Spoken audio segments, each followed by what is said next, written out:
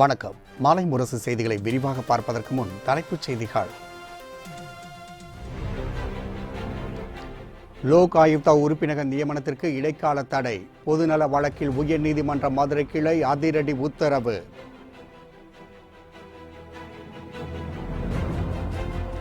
தமிழகம் மின்மிகை மாநிலமாக திகழ்வதாக முதலமைச்சர் பழனிசாமி பெருமிதம். பல்வேறு தொழிற்சாலைகள் அமைய உள்ளதால் இளைஞர்களுக்கு வேலைவாய்ப்பு உறுதி என்றும் பேச்சு.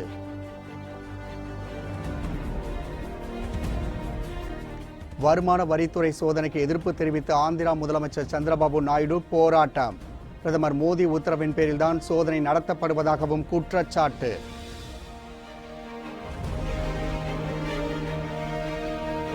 ஓபிஎஸ் இபிஎஸ் வீட்டில் ஏன் சோதனை நடத்தப்படவில்லை என திமுக தலைவர் ஸ்டாலின் கேள்வி.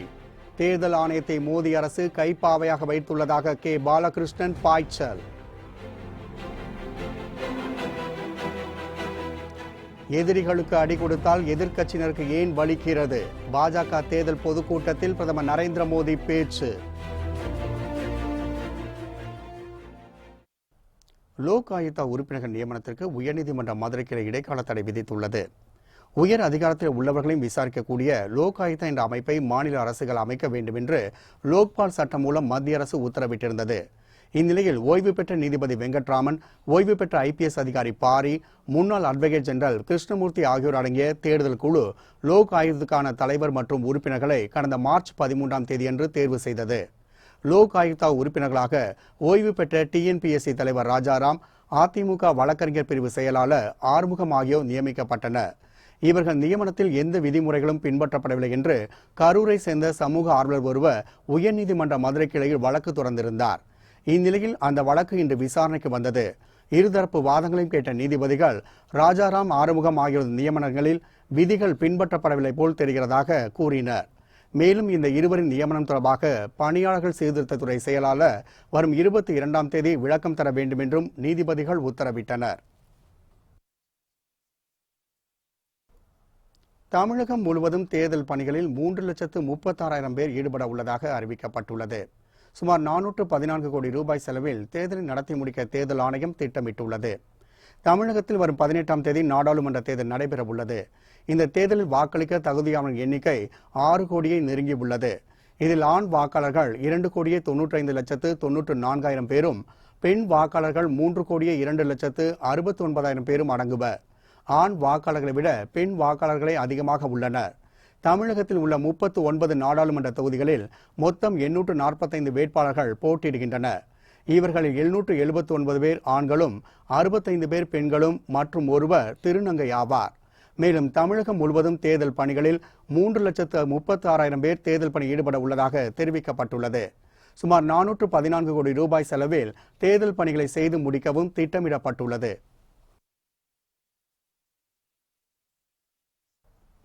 தமிழகம் மின்மிகை மாநிலமாக திகழ்வதால் புதிய தொழிற்சாலைகள் அமைக்க தமிழகத்தை நோக்கி நிறுவனங்கள் வருவதாக முதலமைச்சர் பழனிசாமி தெரிவித்துள்ளார். விருதுநகர் மக்களவைத் தொகுதி தேமுதிக வேட்பாளர் அழகர்சாமி ஆதரித்து அருப்புக்கோட்டையில் முதலமைச்சர் எடப்பாடி பழனிசாமி பிரச்சாரம் மேற்கொண்டார். அப்போது தமிழகம் மின்மிகை மாநிலமாக திகழ்வதாகவும் அதற்காக விருது கிடைத்துள்ளதாகவும் பெருமிதம் தெரிவித்தார். இதன் காரணமாக பல்வேறு நிறுவனங்கள் தமிழகத்தில் தங்கள் தொழிற்சாலைகளை அமைக்க உள்ளதாகவும் இதன் மூலம் 5.5 லட்சம் இளைஞர்களுக்கு வேலைவாய்ப்பு கிடைக்கும் என்றும் முதலமைச்சர் தெரிவித்தார்.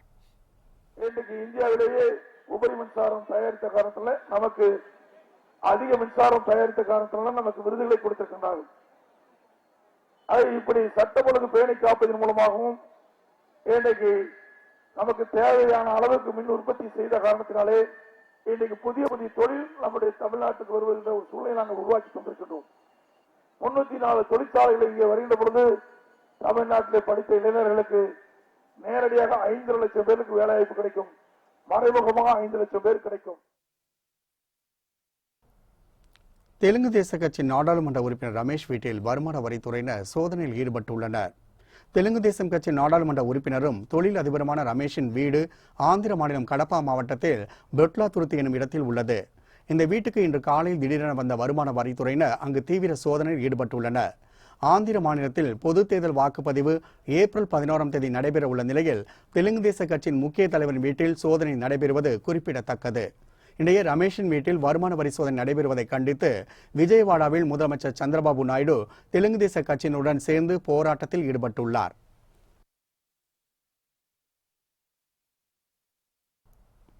எதிர்க்கட்சிகளை குறிவைத்து வருமான வரித்துறை சோதனை நடைபெறுவதாக ஆந்திர முதலமைச்சர் சந்திரபாபு நாயுடு குற்றம் சாட்டியுள்ளார்.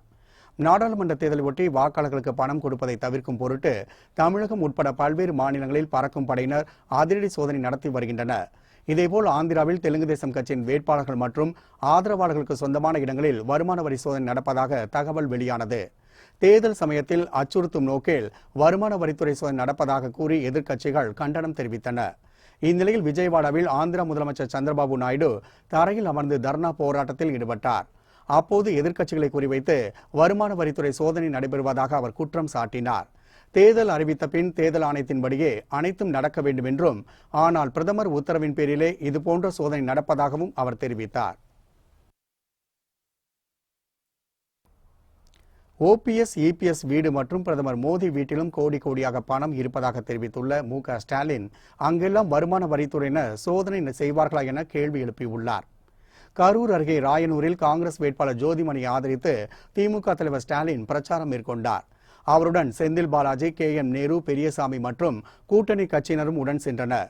அப்போது பேசிய ஸ்டாலின் ஓபிஎஸ் இபிஎஸ் வீடு மற்றும் பிரதமர் மோடியின் வீட்டிலும் கோடி கோடியாக பணம் இருப்பதாக குற்றம் சாட்டினார். அங்கெல்லாம் வருமான வரித்துறையினர் சோதனை செய்வார்களா என கேள்வி எழுப்பினார்.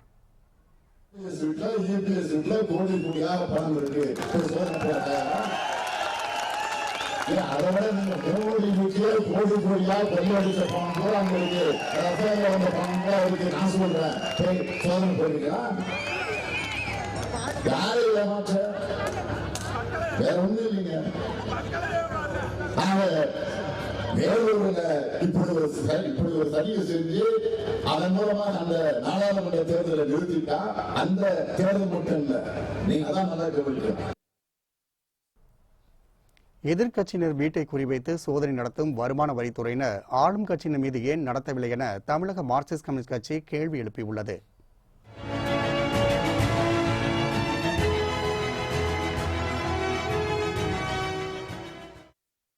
சென்னை தியாகராய நகரில் உள்ள மார்க்சிஸ்ட் கம்யூனிஸ்ட் கட்சி அலுவலகத்தில் கட்சியின் மக்களவைத் தேர்தல் அறிக்கை வெளியிடப்பட்டது.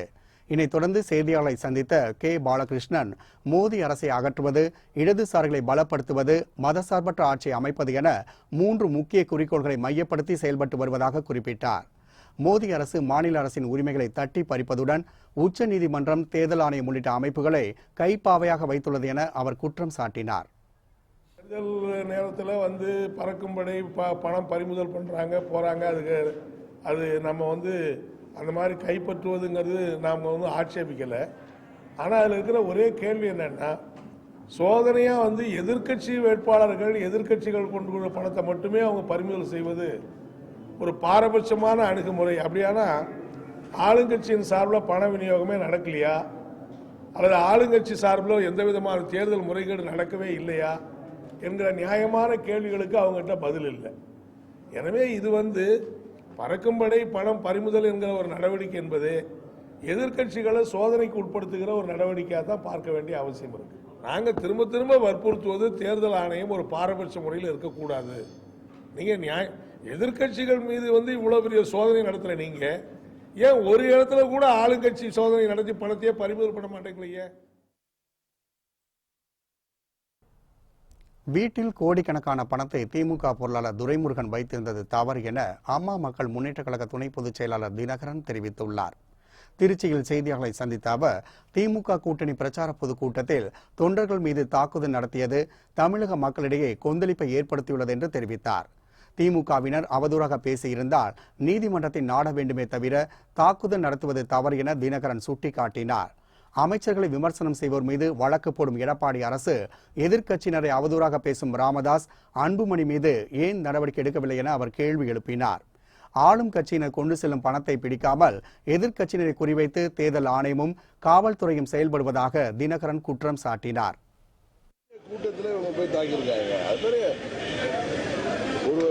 சுதந்திர நாட்டில் ஒருத்தர் பிரச்சாரம் பண்ணா இவங்களுக்கு எதிராக கருத்துக்கள் இருந்தால் வழக்கு தொடராம தவிர போய் தாக்குறது இதெல்லாம் ஒரு தப்பான முன்னுதாரணத்தவர்களுக்கும் அதிகார துஷ்பிரயோகம் அவங்க இந்த ஏன்னா பயம் இது மாதிரிலாம் பேசுகிறப்ப மக்கள்கிட்ட எடுபடும். இதே ராமதாஸ் அவங்க மேலே என்ன பேசியிருக்காரு, அன்புமணி ராமதாஸ் பேசியிருக்காரு, அவங்க மேலே வழக்கு போடல, மற்றவர்கள் பேசுகிறப்ப அது வழக்கு போடுறாங்கன்னா பயம்தான் காரணம். மோதியால் ஏற்பட்டுள்ள அச்சத்தால் தான் ராகுல் காந்தி வயநாட்டில் போட்டியிடுவதாக கன்னியாகுமரி பாஜக வேட்பாளர் பொன் ராதாகிருஷ்ணன் தெரிவித்துள்ளார். ஆட்சிக்கு வர முடியாத நிலையில் இருந்தும் காங்கிரஸ் கட்சி ஆகாயம் அளவிற்கு வாக்குறுதிகளை அள்ளி வீசுவதாகவும் அவர் குறிப்பிட்டுள்ளார். மரியாதைக்குரிய மோடி அவர்கள் முதல் முறையா அதுல பாராளுமன்றத்துக்கு போட்டியிடும் போது நான் எல்லோருக்கும் பொதுவானவன்னு காமிச்சார். அதான் நான் சொல்றேன் சார், இது சார் நான் ஆட்சிக்கு வர மாட்டேன் உறுதியா தெரியுது. என்ன மக்கள் புறக்கணிச்சாச்சு, நான் தோற்கடிக்க போறேன்னு காங்கிரஸ் நினைக்குது. அப்படிப்பட்ட காங்கிரஸ் கட்சி வானளாவிய அவ்வளவு வாக்குறுதிகள் அள்ளி வீசலாம். அது என்ன இருக்குது? ஆட்சிக்கு வரக்கூடியவங்களுக்கு தான் என்னென்ன விஷயங்கள் செய்ய முடியுமோ அதை அவ்வளவு நான் செய்து கொடுப்பேன்னு சொல்லியிருக்கிறாங்க, செய்துட்டு. எதிர்க்கட்சியினர் எதிரிகளைப் போல் மக்களை பார்ப்பதாக தமிழ் மாநில காங்கிரஸ் தலைவர் ஜி.கே. வாசன் தெரிவித்துள்ளார். மதுரை நாடாளுமன்ற தொகுதி அதிமுக வேட்பாளர் ராஜ் சத்யனை ஆதரித்து முனிச்சாலை பகுதியில் அவர் வாக்கு சேகரிப்பில் ஈடுபட்டார். அப்போது அதிமுக கூட்டணி அனைத்து நாடாளுமன்ற தொகுதிகளிலும் வெற்றி பெறும் என தெரிவித்தார். மேலும் காங்கிரஸ் தங்களை மதசார்பற்ற கூட்டணி என சொல்வதற்கு அருகதை கிடையாது எனவும், மத்தியில் பாஜக ஆட்சி மீண்டும் வந்தால் இந்தியா காக்கப்படும் எனவும் ஜி.கே. வாசன் கூறினார்.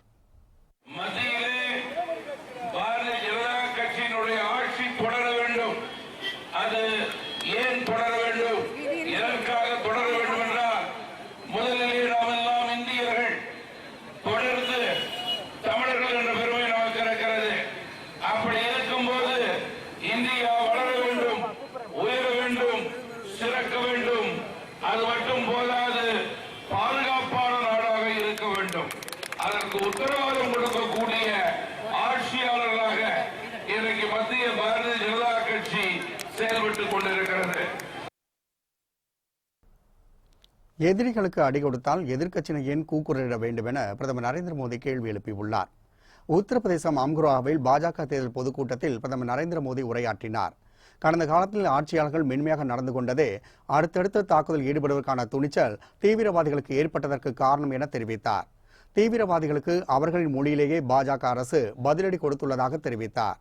எதிரிகளுக்கு அடி கொடுத்தால் எதிர்க்கட்சியினர் ஏன் கூக்குரலிட வேண்டும் என கேள்வி எழுப்பினார்.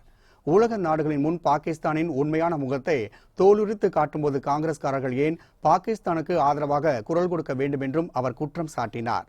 எங்காவது தாக்குதல் நடத்தினால் பாதாளத்தில் சென்று ஒளிந்தாலும் பதிலடி கிடைக்கும் என்பதை தீவிரவாதிகள் அறிந்துள்ளதாகவும் மோடி தெரிவித்தார். சயீது பதக்கம் அளித்த ஐக்கிய அரபு அமீரகத்திற்கு நன்றி தெரிவித்த பிரதமர் அந்த பதக்கம் தனக்கு கொடுக்கப்பட்டதில்லை என்றும் நாட்டு மக்களுக்கு கொடுக்கப்பட்டது எனவும் குறிப்பிட்டார்.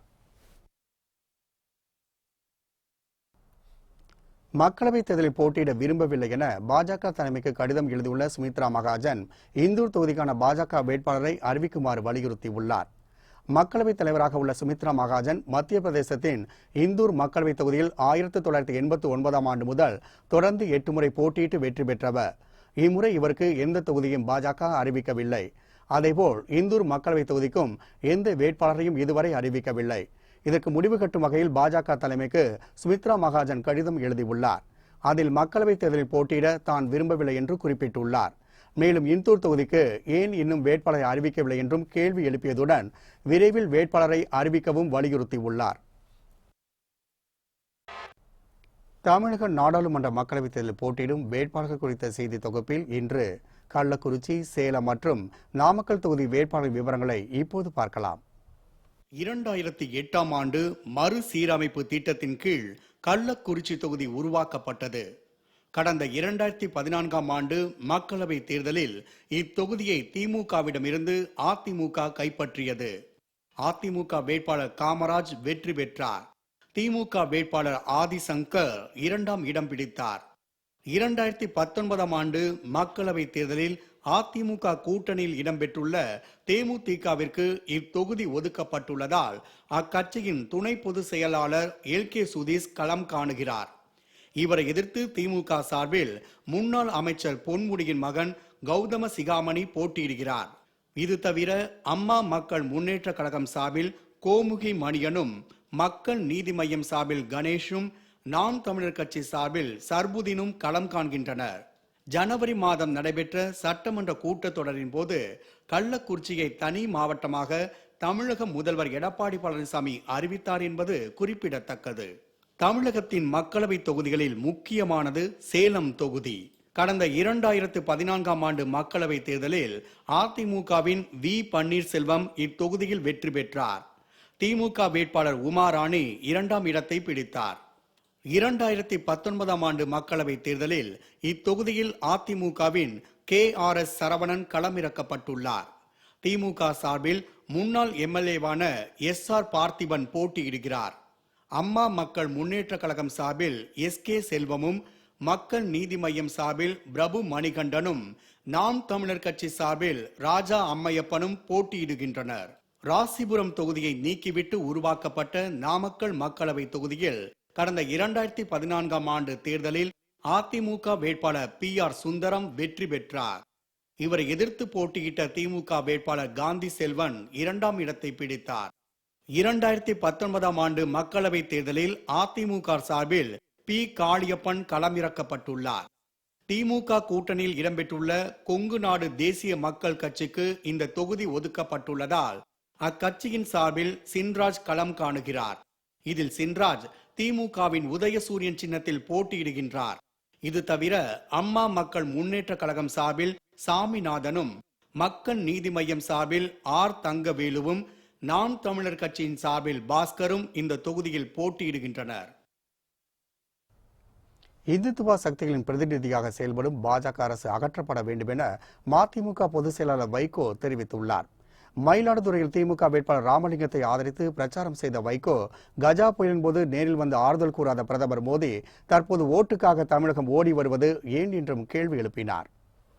ஊழல் மலிந்த அரசு, ஊழல் புதை மணலில் சிக்கியிருக்கக்கூடிய அதிமுக அரசு, பருப்பு ஊழல், ஆம்னி பஸ் பேர ஊழல், கல்வித்துறை ஊழல், டெண்டர் ஊழல் என்று பல்வேறு ஊழல்களில் சிக்கி தவிப்பதால் மத்திய அரசு தமிழகத்துக்கு செய்கின்ற அனைத்து வஞ்சகங்களுக்கும் துணை போகின்ற எடுபடியாக கைகட்டி சேவகம் செய்கின்றவர்களாக இருக்கக்கூடிய மாண்புமிகு எடப்பாடி பழனிசாமி அரசு தூக்கி எறியப்பட வேண்டும் என்று 18 தொகுதிகளிலும் ஜெயிக்கும் உதயசூரியன் ஆட்சி கோட்சைக்கு சிலை வைப்போம் என்று சொன்னதற்கு கண்டனம் தெரிவித்தாரா நரேந்திர மோடி?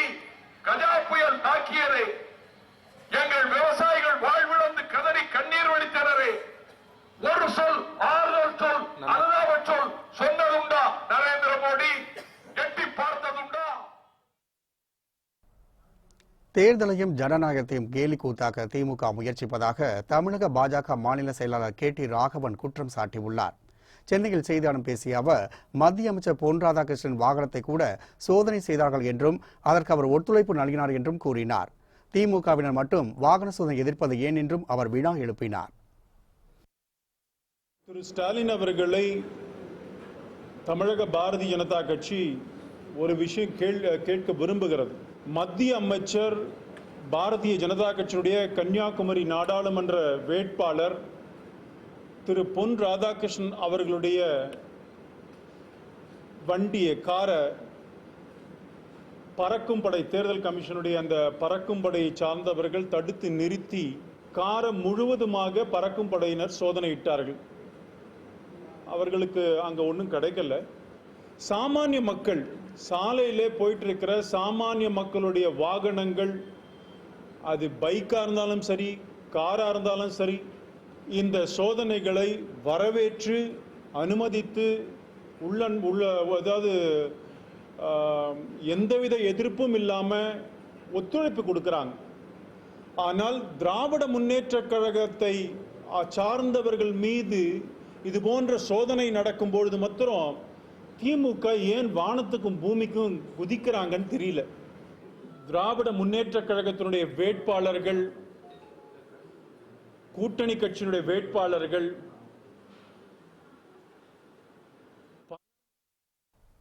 பொள்ளாச்சி பாலியல் கொடூர வழக்கில் நீதிமன்ற கண்காணிப்பில் விசாரணை நடைபெற உத்தரவிடக் கோரிய மனுவை விசாரணைக்கு ஏற்க உச்சநீதிமன்றம் மறுத்துவிட்டது. பொள்ளாச்சியில் ஒரு கும்பல் ஃபேஸ்புக் மூலம் வலைவிரித்து 100க்கும் மேற்பட்ட பெண்களை பாலியல் பலாத்காரம் செய்ததுடன் மிரட்டி பணம் பறித்தது தமிழகம் முழுவதும் அதிர்ச்சியை ஏற்படுத்தியது. இந்த பாலியல் கொடூர வழக்கை சிபிசிஐடி போலீசார் விசாரித்து வருகின்றனர். இந்நிலையில் இந்த வழக்கில் நீதிமன்றத்தின் நேரடி கண்காணிப்பில் விசாரணை நடத்த உத்தரவிடக் கோரி தமிழகத்தை சேர்ந்த வழக்கறிஞர்கள் ராஜராஜன், வில்லியம் வினோத்குமார் ஆகியோர் உச்சநீதிமன்றத்தில் மனு தாக்கல் செய்திருந்தனர். வழக்கு விசாரணையை வேறு மாநில நீதிமன்றத்திற்கு மாற்றவும் அந்த மனுவில் அவர்கள் கோரியிருந்தனர். இன்று இந்த மனு விசாரணைக்கு வந்தபோது மனுவை தள்ளுபடி செய்த நீதிபதிகள் சென்னை உயர்நீதிமன்றத்தை அணுகுமாறு மனுதாரர்களுக்கு அறிவுறுத்தினர். சேலத்தில் திருமணமான பெண்ணை கத்தியால் குத்தி கொலை செய்துவிட்டு வயதான நபர் தூக்கிட்டு தற்கொலை செய்து கொண்ட சம்பவம் பரபரப்பை ஏற்படுத்தியுள்ளது. சேலம் மாவட்டம் சூரமங்கலத்தை சேர்ந்த சிரின் சித்ரபானு என்பவர் திருமணமாகி கணவரை பிரிந்து வாழ்ந்து வந்துள்ளார். இந்நிலையில் இனாமுல்லாஹ் என்ற 53 வயது நபருடன் நட்பு ரீதியில் அவருக்கு பழக்கம் ஏற்பட்டுள்ளது. அப்போது தம்மை மறுமணம் செய்து கொள்ளுமாறு பானுவை இனாமுல்லாஹ் வற்புறுத்தியுள்ளார். இதற்கு மறுப்பு தெரிவித்த பெண்ணை இனாமுல்லாஹ் கத்தியால் குத்தி கொலை செய்துள்ளார். இதையடுத்து அந்த வயதான நபர் தூக்கிட்டு தற்கொலையும் செய்து கொண்டார். இந்த சம்பவம் அப்பகுதியில் பெரும் பரபரப்பை ஏற்படுத்தியுள்ளது.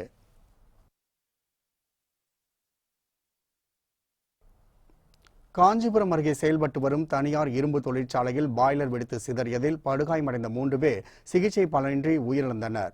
காஞ்சிபுரம் மாவட்டம் உத்திரமேரூர் அருகே களியாம்பூண்டி கிராமத்தில் தனியாருக்கு சொந்தமான இரும்பு தொழிற்சாலை செயல்பட்டு வருகின்றது.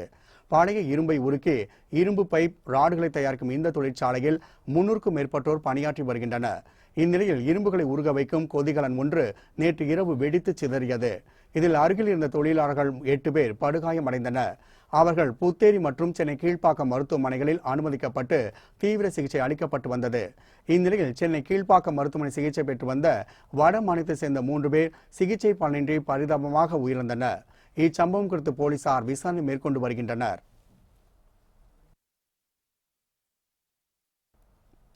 கோவை தொண்டாமுத்தூர், குனியாமுத்தூர் காவல் நிலையங்களில் திமுக தலைவர் ஸ்டாலின் மீது வழக்கு பதிவு செய்யப்பட்டுள்ளது. கோவையில் மார்க்சிஸ்ட் கம்யூனிஸ்ட் கட்சி வேட்பாளர் PR நடராஜனை ஆதரித்து திமுக தலைவர் ஸ்டாலின் பிரச்சாரம் மேற்கொண்ட போது உள்ளாட்சித்துறை அமைச்சர் SP வேலுமணி குறித்து ஆதாரம் இல்லாமல் அவதூறாக பேசியதாக கூறப்படுகின்றது. இதேபோல் பொள்ளாச்சி பாலியல் விவகாரத்தில் அதிமுகவை தொடர்புபடுத்தி பேசியதாகவும் கூறப்படுகின்றது. இதுகுறித்து அதிமுக வழக்கறிஞர் பிரிவு நிர்வாகிகள் ராமச்சந்திரன், வெற்றிவேல் ஆகியோர் புகார் கொடுத்ததன் பேரில் தொண்டாமுத்தூர், குனியமுத்தூர் காவல் நிலையங்களில் ஸ்டாலின் மீது வழக்கு பதிவு செய்யப்பட்டுள்ளது. அவதூறாக பேசுதல், பொது அமைதிக்கு குந்தகம் விளைவித்தல் உள்ளிட்ட 3 பிரிவுகளில் வழக்கு பதிவு செய்யப்பட்டுள்ளது. PM நரேந்திர மோடி திரைப்படத்தை வெளியிட தடை விதிக்க கோரிய மனுவை அவசர வழக்காக ஏற்க உச்சநீதிமன்றம் மறுத்துவிட்டது. சந்தீப் சிங் என்பவர் பிரதமர் நரேந்திர மோடியின் வாழ்க்கை வரலாற்றை PM நரேந்திர மோடி எனும் பெயரில் திரைப்படமாக தயாரித்துள்ளார். இதில் பிரதமர் நரேந்திர மோடியாக விவேக் ஓபராய் நடித்துள்ளார். இந்த படத்தை இன்று திரையிட திட்டமிடப்பட்டிருந்தது. பிரதமரின் மோடியின் வாழ்க்கை வரலாற்று படத்தை தேர்தலை முன்னிட்டு திரையிடுவது தேர்தல் நடத்தை விதிமுறை மீறியதாகும் என்றும் படத்தின் வெளியீட்டுக்கு தடை விதிக்க கோரி மும்பை, டெல்லி உயர்நீதிமன்றங்களில் பொதுநல வழக்கு தொடுக்கப்பட்டன. படத்துக்கு தடை விதிக்க மறுத்த டெல்லி உயர்நீதிமன்றம் மனுவை தள்ளுபடி செய்துவிட்டது. இந்நிலையில் பட வெளியீட்டுக்கு தடை கோரியும் அவசர வழக்காக விசாரிக்க கோரியும் உச்சநீதிமன்றத்தில் மனு தாக்கல் செய்யப்பட்டது. இதை அவசர வழக்காக ஏற்க உச்சநீதிமன்றம் மறுத்துவிட்டது. திருப்பதி திருமலையில் சாமி தரிசனம் மேற்கொண்ட HCL நிறுவன சேர்மன் சிவநாடார் தேவஸ்தான மருத்துவமனை அறக்கட்டளைக்கு 1 கோடி ரூபாய் நன்கொடை வழங்கியுள்ளார். சாமி தரிசனம் செய்ய திருப்பதி திருமலைக்கு சென்ற HCL நிறுவனத்தின் சேர்மன் சிவநாடாருக்கு தேவஸ்தான அதிகாரிகள் சிறப்பு வரவேற்பு அளித்தனர். மேலும் சிறப்பு தரிசனத்திற்கான ஏற்பாடுகளையும் அதிகாரிகள் செய்து கொடுத்தனர். சாமி தரிசனத்திற்கு பின்னர் திருமலை திருப்பதி தேவஸ்தானத்தின் ஸ்ரீ பாலாஜி அறுவை சிகிச்சை மற்றும் ஊனமுற்றோர் மறுவாழ்வு மருத்துவமனை அறக்கட்டளைக்கு சிவநாடார் 1 கோடி ரூபாய் நன்கொடை வழங்கினார்.